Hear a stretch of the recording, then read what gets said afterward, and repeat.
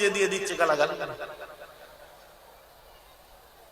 আমার মুরব্বী চাচাজিরা যদি ময়দানে এসে বলে, বাবা দাদা হুজুর পীর দিনের পথে কথা বলতেন, তোমরা এইসব রাজনীতি নিয়ে বেশি বেশি হই হই করতে যেওনি, সমাজের জন্য যারা বলছে বলুক, তোমরা আল্লাহ রসুলের পথে থাকো। যদি মুরব্বী চাচারা বলে, তাকেও চারটে গাল দেবে। এখন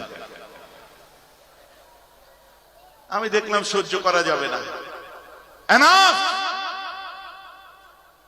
ময়দানে দাঁড়িয়ে চোখে চোখ রেখে যে যে ভাষায় কথা বলে বেয়ারব তার উত্তর দিতে পছন্দ করে। কেউ টিএমসির জন্য বলবে, কেউ আইএসএফ এর জন্য বলবে, কেউ কংগ্রেসের জন্য বলবে, কেউ সিপিএম এর জন্য বলবে, কেউ এর জন্য ওর জন্য বলবে। আমি আমার দাদা হুজুরের জন্য বলবো, যে মুজাদ্দিদে জামান না আসলে তোরা আজ মুসলমান দাবি করতে পারতিস না। ঊনবিংশ শতকের শেষ বিংশ শতাব্দীর সূচনাকালীন সময়টা দেখো, ছেলেগুলোর মাথায় ঢুকে গেছে ফুরফুরা হতে গেলে হয়তো কংগ্রেস করতে হবে, ফুরফুরা হতে গেলে কি বলে বসিরহাট হতে গেলে হয়তো কংগ্রেস করতে হবে, ফুরফুরা হতে গেলে হয়তো টিএমসি করতে হবে, ফুরফুরা হতে গেলে হয়তো আইএসএফ করতে হবে। শোনো, ফুরফুরায় আইএসএফ থাকতে পারে কিন্তু আইএসএফ ফুরফুরা আইএসএফ এর নয়। ফুরফুরায় টিএমসি থাকতে পারে কিন্তু ফুরফুরা টিএমসি এর নয়। ফুরফুরায় কংগ্রেস থাকতে পারে কিন্তু ফুরফুরা কংগ্রেসের নয়। ফুরফুরায় সিপিএম থাকতে পারে কিন্তু ফুরফুরা সিপিএম এর নয়। ফুরফুরা হলো একমাত্র বঙ্গপুত্র, তোমার আমার কলিজার টুকরা মুজাদ্দিদে জামানের। জোরে বলুন সুবহানাল্লাহ।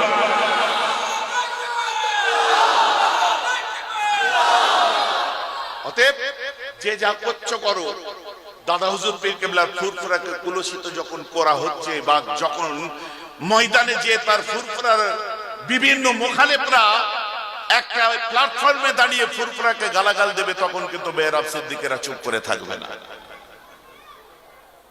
কথাটা আমার বুঝতে পারছেন তো নাকি? বাকি যে যা করছো করো, ভালো লাগে করো গে যাও, কিন্তু ফুরফুরা শরীফকে নিয়ে কোন রকম পলিটিসাইজ করবে না। ও দরদ আমাকে দেখাতে হবে না। আমার বাড়িতে এমএলএ আছে, আমার বাড়িতে আরেক ভাই আপনার নতুন নেতা হয়েছে, আমার বাড়িতে গা ঘষাঘষি লোক আছে, সব আছে আমার বাড়িতে, কিন্তু আমার আইডেন্টিটি ওটা নয়। আমার আইডেন্টিটি আমি বঙ্গপুত্র আবু বকরের। যে ভাইয়েরটা যখন ভালো লাগে সেই ভাইয়েরটাকে আমি ভালো বলি। এর দল ওকে গাল দিচ্ছে, ওর দল একে গাল দিচ্ছে।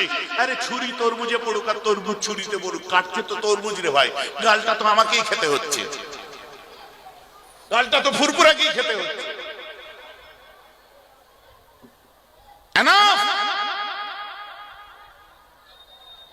ইজ্জতকে রক্ষা করার দায়িত্ব বাংলার মানুষ আপনাদের। ভোট কাকে দেবেন ওটা রাজনৈতিক ময়দানে চিন্তা করুন, কিন্তু মুজাদ্দিদে জামান দাদা হুজুর পীর কেবলাকে তাসাউফের চরম উচ্চ বর্গের একজন ওলি হিসেবে আপনারা মেনেছেন, তার পথটা কিন্তু ওই পথ নয়। এই কথাটা যদি অবাস্তব হয়, এটা যদি অপছন্দ করা হয়, হতে পারে, কিচ্ছু করার নেই, খারাপ লাগলে লাগতে পারে। আমাকে কেউ বলেছিল ফুরফুরা শরীফে টিএমসি গেছে, আপনি কি বলেন মমতা ব্যানার্জি গেছিল, আপনি তো সেই স্টেজে ছিলেন। আমি তার পাল্টা উত্তর দিয়েছি, কেন আমার বাড়ির অনেকে রাজনীতি করে, তারাও তো আমার সঙ্গে স্টেজে ছিল। কংগ্রেসের অনেক লিডার আমার সঙ্গে স্টেজে ছিল। বলতে কি চাচ্ছ? খোলাখুলি দম ঠুকে বুক খুলে চোখে চোখ রেখে বলো, পারবে না দাগ লাগাতে। আল্লাহ শপথ, ভাইয়েরটা ভালো লাগলে ভালো বলবো, যারটা ভালো লাগবে ভালো বলবো, যারটা খারাপ লাগে খারাপ বলবো। মুজাদ্দিদে জামান এমনই শিখিয়ে গেছে যে ওপরে থেকে প্রত্যেকের জন্য বলো নিরপেক্ষ জায়গায় থেকে, প্রত্যেককে তুমি বলতে পারো নিরপেক্ষ জায়গায় থেকে, পার্সিয়ালিটি করে বলার দরকার নেই। যদি কোনো মানুষ খারাপ হয়, পশ্চিমবঙ্গে ওই একটা মানুষ ওই ক্যাটাগরিতে থাকে আর অন্য কোনো মানুষ নেই ওই ক্যাটাগরি, তো টার্গেট একজন হয়ে যায় কেন? ভাই আমার কথা বুঝতে পারছেন তো নাকি? আমার বক্তব্য হচ্ছে রাজনীতি আলাদা জিনিস। তোমরা এখানে আজ এই যে 2 ঘন্টা ধরে বসে আছো, কাকে পাওয়ার জন্য? নওশাদকে পাওয়ার জন্য, মমতা ব্যানার্জি পাওয়ার জন্য, অধীর চৌধুরী পাওয়ার জন্য, মোহাম্মদ সেলিম সৃজন চক্রবর্তী পাওয়ার জন্য,